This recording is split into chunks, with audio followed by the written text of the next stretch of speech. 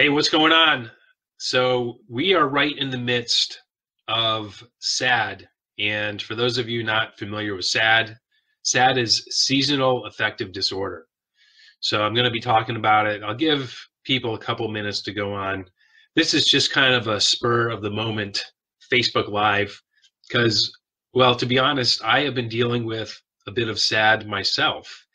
And quite a few people have reached out to me and they're just kind of comment that, hey, you know what, my energy's not quite what it used to be, or I'm just feeling a little down, or I'm dragging, and things like that. So I just thought I would share a couple things that I do to help deal with SAD because it affects about 20% of us. And depending on where you live, it affects more. So for those of us in the north, where our days are much shorter now, there's not as much light, it's darker, SAD is a bigger deal.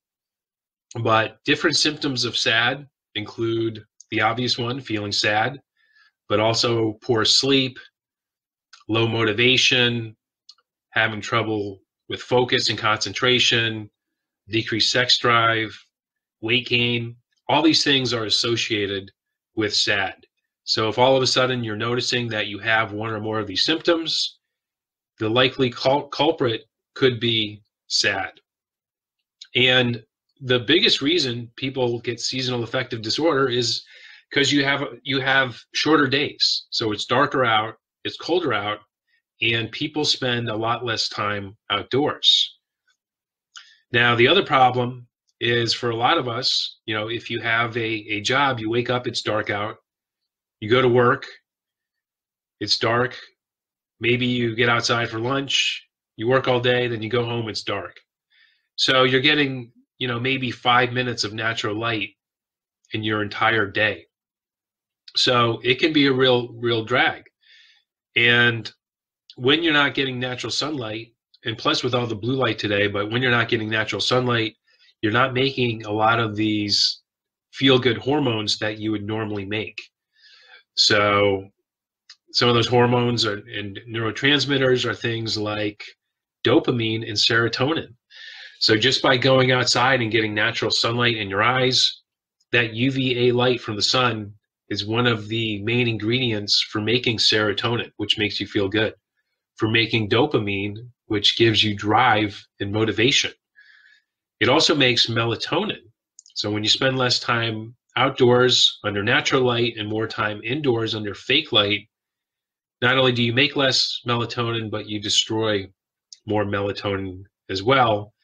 And then you don't get a very good night's sleep. So the very simple solution to SAD is you need to get your ass outdoors more. And it can be a real challenge. And I'll be totally honest, I have been stuck inside a lot because it's been very dark and gray and rainy where I live. And I was feeling really down. I got a pretty bad cold. I've just been completely stuffy and had really bad nasal congestion. But I forced myself to go outside. We did have a sunny day yesterday. I went on a 2-mile walk. I felt great. This morning, the other thing I did was I forced myself to do a cold bath. So the water out of my tap right now is 59 degrees Fahrenheit. I do like it colder, but it works. So I've done a couple cold baths so far. I've also gone for a walk and I've done some cold water exposure in the great outdoors, which is ideal. So first step to defeat SAD is you need to figure a way to get yourself outdoors more. So maybe you can get a walking partner. You can also just do it on your own, but go for a brisk 5-minute walk a couple times throughout your day. Hey, real quick, thanks so much for checking out my video, and I hope you're getting lots of value and learning some cool stuff. If you're having challenges with your health, I can help. The main thing I help my clients with is improving their energy at the cellular level. So I'm talking about your mitochondria. And what we know from the latest research is that 85 to 90% of all disease is caused by poor mitochondrial function. So when you fix your mitochondria, you improve your energy and everything gets better.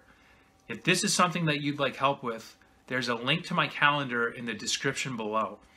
go ahead, you can schedule time for us to talk, and if it looks like we're a good fit, I'll tell you about my program, and if it's something you want to do, we can start working together. I look forward to meeting you, and now, back to the video. Now, the other really important thing to do is to get very good about blocking blue light, because with shorter day hours, you're getting more exposure to artificial light, and a lot of these artificial lights today have a big spike in blue light, and that blue light is causing all sorts of issues. And blue light is actually linked to all these different symptoms that I have been talking about. So just low energy, low motivation, poor sleep. So you got to get your blue blockers on. These are my day blue blockers. And these are from Raw Optics. Now, I just did get a new pair of, these are for night, and these are actually from Blue Blocks. So these are the Wayfarer style, and I've been very pleased with them. So just want to give a plug for both those guys, but I love Raw Optics. I love Blue Blocks, but wearing eye protection once the sun goes down is very important. I don't quite need these yet. Probably in about 15, 20 minutes, I'll need the darker ones, but for now, I'll keep on the lighter ones. But protecting your eyes at night is super important. Now, the other thing you want to do is you want to protect your skin as well. So when I'm indoors, even if I'm feeling hot, I have clothing covering most of my skin. Once the sun goes down, I will usually pull my hood up, unless I'm out in public, because I'm weird, but not that weird. But when I'm at home doing stuff on my computer, I've got my hoodie up, so I have minimal skin exposed to blue light. Okay, so that's the most important thing, getting natural sunlight. Number two, blocking blue light. Another thing you can do is, if you are working indoors, is get a full spectrum light bulb. So behind my desk, can't see it, but I have a light bulb that I bought from Dr. Mercola's site. He doesn't sell them anymore. But this light bulb actually does make a little bit of UVB light, and it's full spectrum. So you're getting everything from UVA all the way up to infrared. Another hack you can do is get a black light bulb. So on the other side of my computer, I have a black light bulb, and the reason you want a black light bulb is because that's UVA light. So even though I'm not getting outside, I am getting a little bit of UVA light in my environment, which is going to help me make melatonin, dopamine, serotonin, melanin. Another thing you can do is you can get a UVB light. So this is a light I use. This part of it, the lamp, or whatever you want to call it, I got from Agway. So if you don't have Agway where you live, you can get it from a farm store. But this has a ceramic base. So you don't want to get a cheap plastic base. You want to get a ceramic base, because these bulbs tend to get pretty hot. And they sell these bulbs for chicken coops, but they make UVB light. So I'll do about an hour a day with this bulb. And when I do my cold baths, I will also have that bulb shining on me. So while I'm freezing my butt off in the tub, I'm getting a little bit of UVB light in there as well. Now, another light bulb that's good is Chromolux. That's another full spectrum bulb. You can buy those on Amazon. But you want to make sure if you are indoors under artificial light, you want it to be full spectrum and not an LED or a compact fluorescent that is mostly blue. Okay. Another thing that you want to be doing is exercise. Exercise is going to get you out of your slump. It's going to increase your energy. Ideally, you want your exercise to be outdoors. Now, if you can't exercise outdoors and you have to exercise in a gym, make sure it's during the day. And ideally, you want a gym with windows, and you want to be working out so you're getting natural light. So my gym, for example, one of the walls is all glass. And I try to always go in the middle of the day when they don't have their bright LED light bulbs on, because when you go at night, it's just that the lighting is horrendous, and you're probably going to end up doing more harm than good. And then, you know, a final thing that not everyone can do, but if you're able to, go for a vacation someplace where it's warm and sunny, where you can spend a lot of time outside. So those are just a couple tips. The most important tip is to get outside. So I see I've got a couple questions here. Let me just kind of scan through these. Hey, what's up, Melissa from Northwest Indiana, about 30 miles south of Lake Michigan. Welcome. Anastasia, watching outside barefoot. Awesome, I love it. So Anastasia is mitigating SAD. She's outside, and she's also grounding too. Another bonus. So Jamie wants to know, Nathan, could you also talk a little about Jack Cruse's morning sun gazing, please? Yeah, Jamie, so absolutely. And that's, getting outside, getting natural sunlight in your eyes. But the first light you want to see, I'm really glad you brought this up, Jamie. So the first light you want to see in the morning should be from sunlight.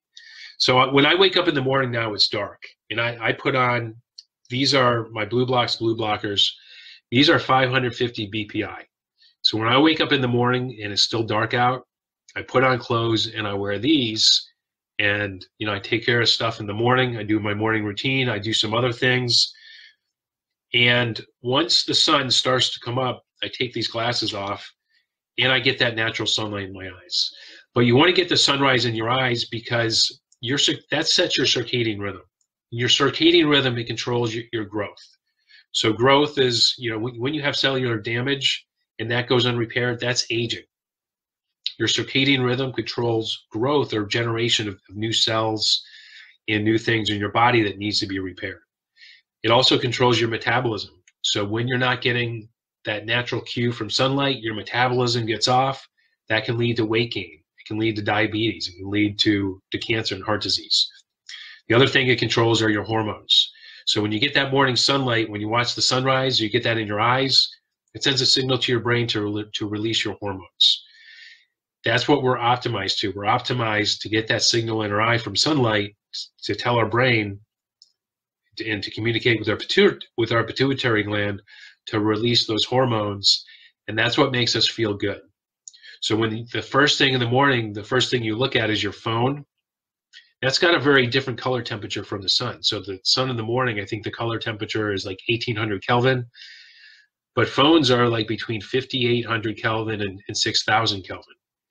If you turn on a light and it's an LED or fluorescent, same thing. It's around 5800 Kelvin, which is the same color temperature as the sun at noon. So when you're looking at your phone, instead of getting natural light first thing in the morning, you're setting your circadian rhythm to a different time, and you're not going to get optimal hormone release. And over time, you're going to fatigue your hormones, and you're going to produce less and less.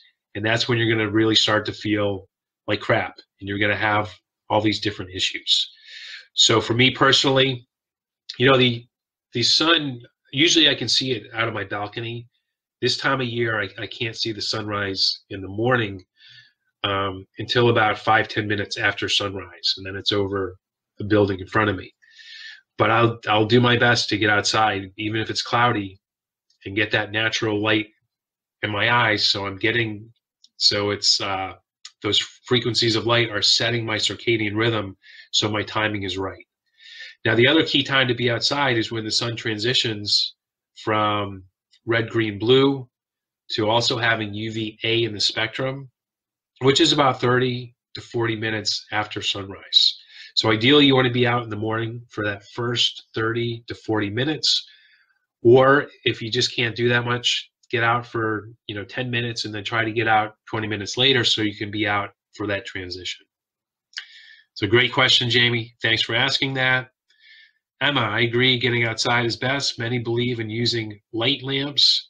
What's your take on using a SAD lamp? Is there a SAD lamp with balanced light? So Emma, that's why I've got a Mercola light behind me, which is full spectrum. If you're going to use, a lot of the SAD lamps are just glorified blue lights. So you will get some benefits from those in the short term because, blue light increases your cortisol. So it's going to wake you up. It's going to make you feel more alert, but it's really no better than looking at your phone first thing in the morning because the color temperature is going to be off. So ideally, that first, bright light you want to see in the morning should be from outside, should be sunlight. If occasionally you want to use one of those, I think it's fine, but doing it chronically over time, you're going to run into issues. So during the day, if you're going to use a SAD lamp, make sure it's full spectrum. and not just a bright blue light, which a lot of them are. I mentioned the Chromolux light bulb, which is full spectrum, and there are some other ones too, but the names escape me right now. Let's see, Brent, great info. Hey, thanks, Brent. Appreciate that. Taz Street, what type of glasses do you wear in the day while on the computer? So these are yellow. These are tinted up to 450 BPI, which means they block 450 nanometer light and below. And I'll do a mixture of wearing these and not wearing these because I've got a window right over here. So I'm getting natural light in here. I do have iris on my computer, so it is really minimizing blue light. And I do have a UVA light or black light behind my computer. So if I'm on the computer for like 2 hours straight, I'll wear these. But if it's just for a little bit, I won't wear these because I'm getting that natural light. And the other thing is, I'll take breaks where I'll either go outside or I'll just open up the window and I'll look outside. So I'm getting that natural light to help balance it. What's up, Seth? So Seth asks, is there any variance between the circadian rhythms of humans? Do any benefit from sleeping later? E.g., for example, 1 a.m. and waking later. So Seth, there's a term for this. There are, I think it's called like morning larks and night owls. So your natural circadian rhythm, there is no variance. So if you think about it, for billions of years, life has been evolving on this earth. Depending on who you ask, humans have been on this earth for hundreds of thousands of years. For almost all of that time, the only light they had was from sunlight. So humans naturally wake up with sunrise, but in the past, 100, 120 years, now that we have light bulbs, more and more humans are choosing to stay up late because they have light, and you can do things at night now, whereas in the past you couldn't, and they sleep in. And in fact, there's legislation in some states to change the time that children go to school because so many kids are staying up late on their phones and Facebooking and Snapchatting, whatever they're doing, and it's completely screwing up their sleep, and they're not awake enough to be productive in school. So their solution, instead of educating kids on going to bed earlier, is to make school start later. I think it's a very bad idea. So if you do that long enough, you will think that that's your circadian rhythm, but it's not. If you get strict, go to bed early, wake up with the sunrise, get that natural light in your eyes, you will be able to shift from a night owl to a morning lark. I was a night owl for 20 years, and that was one of the main things that I attribute to destroying my health, was I was just up late all the time. I was up during the week watching TV, and on the weekends, I was out partying, clubbing, doing all sorts of idiotic stuff, and I couldn't go to sleep early. It took me some time to really transition from being a night owl, going to bed 11, 12 during the week, 2, 3 in the morning during the weekends, to being able to fall asleep at 9, 10 o'clock. Now, with it getting dark earlier, I can fall asleep like 9, 9:30. So you can change that, but your natural rhythm is with daylight. Okay, so I think that's it. So great questions. If you guys have any other questions, let me know. If you found this valuable, give me a like, give me a heart or a thumbs up. No angry faces, please. And if you know other people dealing with seasonal affective disorder, please share this. And if you do share this, or if you tag somebody, let them know, hey, I know you've been kind of down lately. Check out this video. There will be some good tips here for you. Let's see. Melissa says, I used to stay up all night and sleep all day. One of the things that helped me heal was to get up at 5 a.m. every morning and get out of my house. Melissa, good for you. I'm giving your comment I was going to give your comment a heart, but for some reason it's not letting me right now. There we go.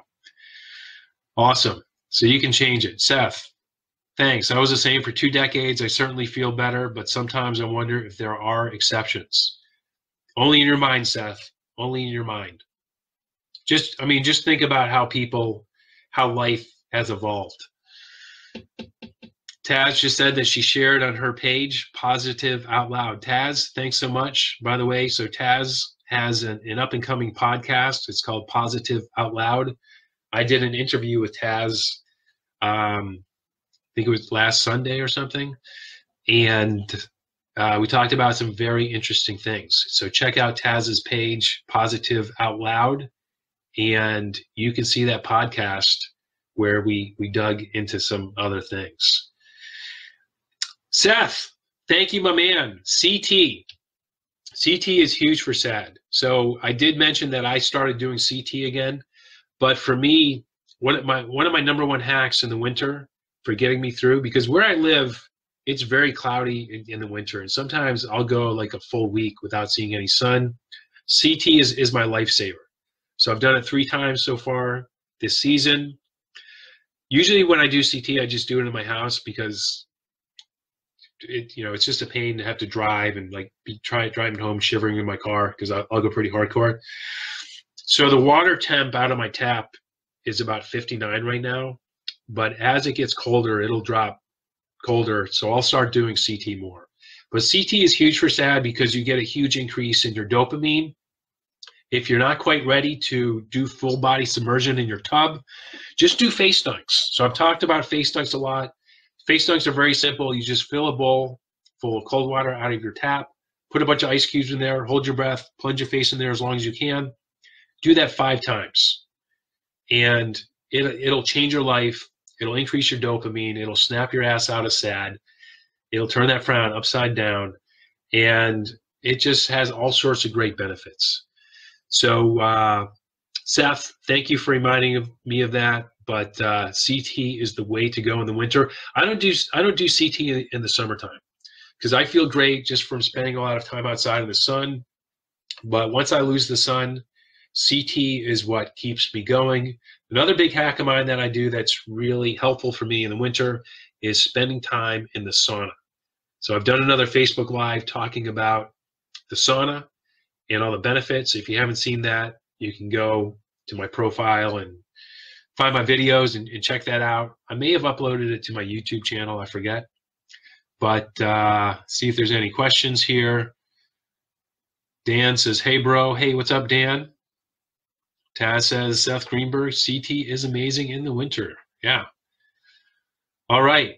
Okay. Well, if anybody on this call is having a challenge and struggling with their health, and your goal is to create a lifestyle that keeps you happy, gives you the energy and drive you need to be successful in your life, then I have an opportunity for you, and I want to give you the opportunity and possibility to see if you would be a good fit for my mentorship program, which is the Optimal Health Protocol.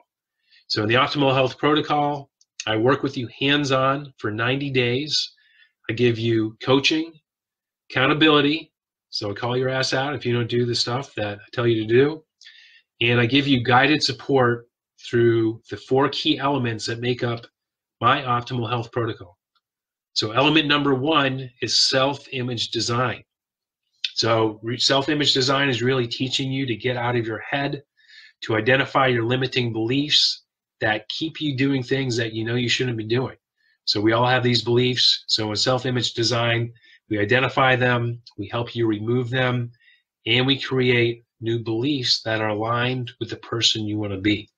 So if you've ever heard about something that you think will help you, you try that, you get some good results, all of a sudden you have a stressful event in your life, and next thing you know, you've reverted back to your old ways. That's a self-image problem. And until you correct your self-image, you are always going to struggle with making change in your life, because these are subconscious things. And until you change your mind at the subconscious level, things are much more challenging. Once you change things at the subconscious level, you put yourself on autopilot for success.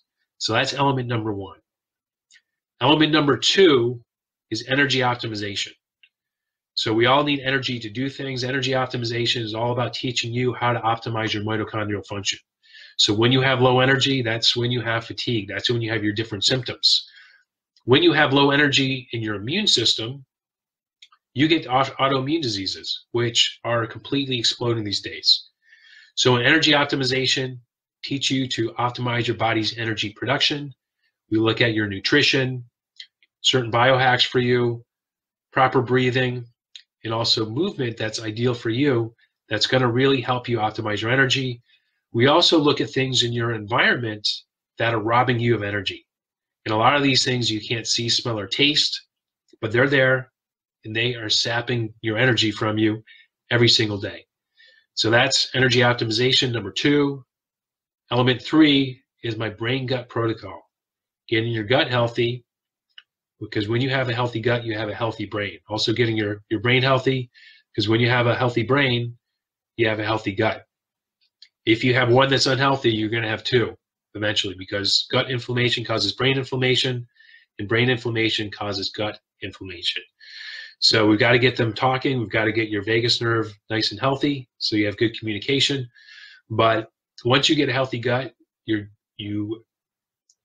gut does a much better job of breaking down your food, so you're getting all those nutrients. You're optimizing your energy production and your metabolism. You're also much more focused, and your concentration's better because you have optimized hormones and neurotransmitters in your brain. So that's element number 3, brain gut protocol, getting that brain and gut healthy. And element number 4 is lifestyle integration. So working with you to add the right habits, the right actions into your life, to make those actions habits, so you are doing things day to day that are building you a foundation of health. So being a healthy person is who you are, not who you're trying to be. So giving you accountability, making sure you're not taking on too many things at once, and making sure you're doing those things in the right order. So if that sounds like something that would help you, reach out to me. We'll schedule a time to talk, see if we're a fit to work together. And if I can't help you, I will do my best to point you in the right direction. So that is all for tonight, folks. I'll take a look and see if there's any other questions here. Taz Street says, does red light therapy work well? Taz, could you be more specific? In limited doses, red light therapy is fine. But actually, doing the sauna, that is a form of red light therapy. So that's good. But people that are outsourcing all of their light exposure to red light devices, there's a thing called a biphasic dose response, which means the right amount does a lot of good. Too much can do harm. So there are some people that are overly reliant on these different light devices, and in the beginning they get good benefits, but over time you can do more harm than good. So you've got to get outside, get some sun. But if you use some red light here and there for some things, that's fine. No issue with that. Seth, CT helps a lot for me. Totally invigorating. Yes, sir. CT is the way to go. Let's see. Dan asks, how much CT do you get if you simply stand outside in the cold winter in the sun when it's in the 30s or 40s? I know cold water is more effective than air, but just curious if you get sun in CT. Yeah, so Dan, anytime your body gets exposed to cold and it has to heat itself up, you are getting a benefit of CT. Now, water conducts heat or cold 30 times more than air. So you get, for the duration, you're getting a whole lot more when you submerge your body in water. But if you go outside in the 30s and 40s, 100%, you're getting a great benefit because you're getting sunlight on your skin. And as Dr. Cruz talked about this year in Nourish Vermont, your body can use UVA light to make vitamin D. So the way it does that is UVA light, and UVA light is available year-round. So you can be out in the winter on a sunny day, midday, getting UV light. That UVA light creates a pressure on your skin. It also releases nitric oxide in your blood vessels, which create an upward pressure.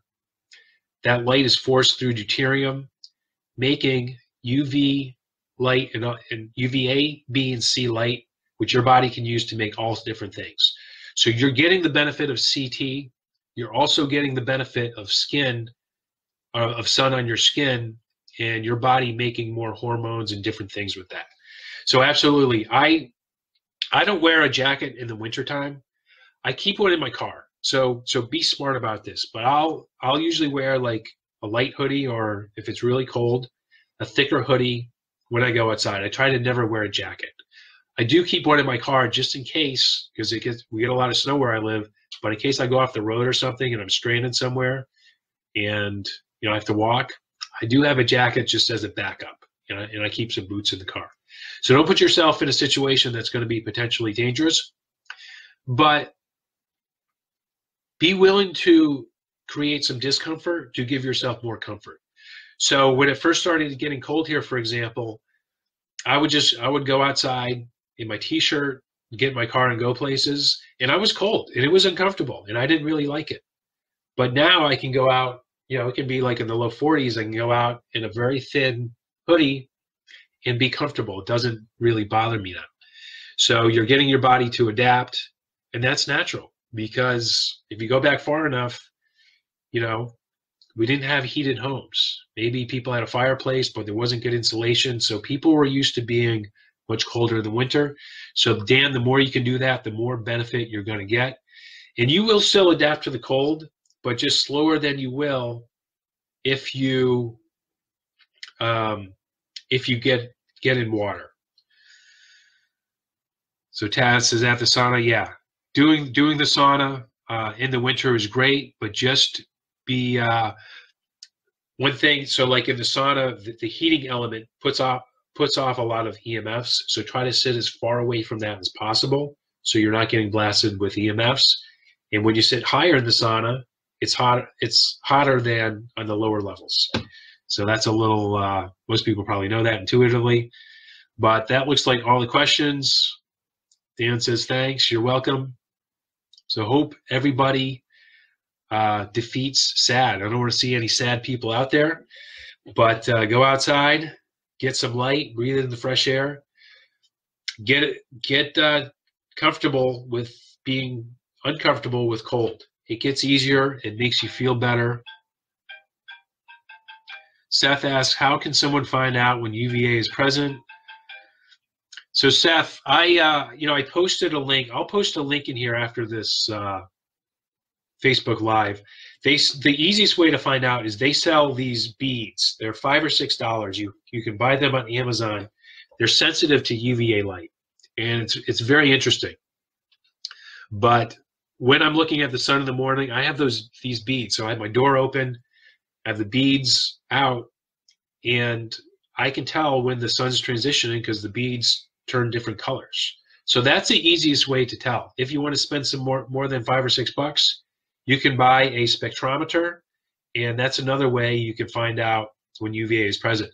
You can also look on the D-Minder app. I believe UVA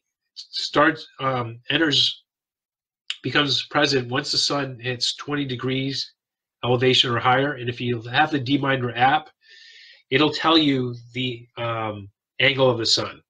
So that's another way you can just kind of look at the D-Minder app and see when the sun's at 20 degrees. But midday, there's going to be UVA light. So if you're not sure, just always go out around solar noon or whatever, and you will guarantee yourself to get some UVA light.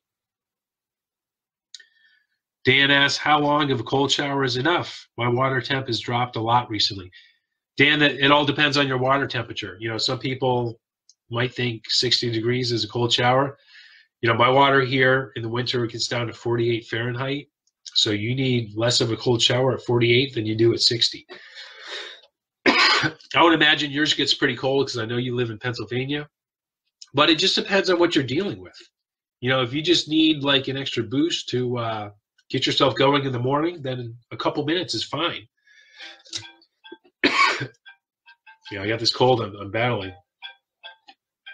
But like let's take me for example. So when I was just really dragging, a few minutes in a cold shower would not have been enough. So I would have had to do probably 5-10 minutes. But just mess around with it. If you do 2 or 3 minutes, and you don't get any benefits, that means you need more.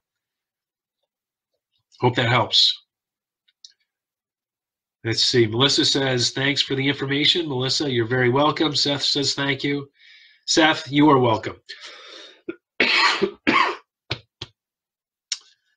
Let's see. Anastasia says, lost your signal outside. Still have cold feet inside.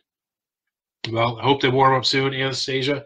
Okay, I'm about to have a major coughing fit, guys. Hey, thanks so much for joining in, and I hope this helps. If you found this helpful, please do share it. Please give me a like or a heart, and I will see you all soon. Take care.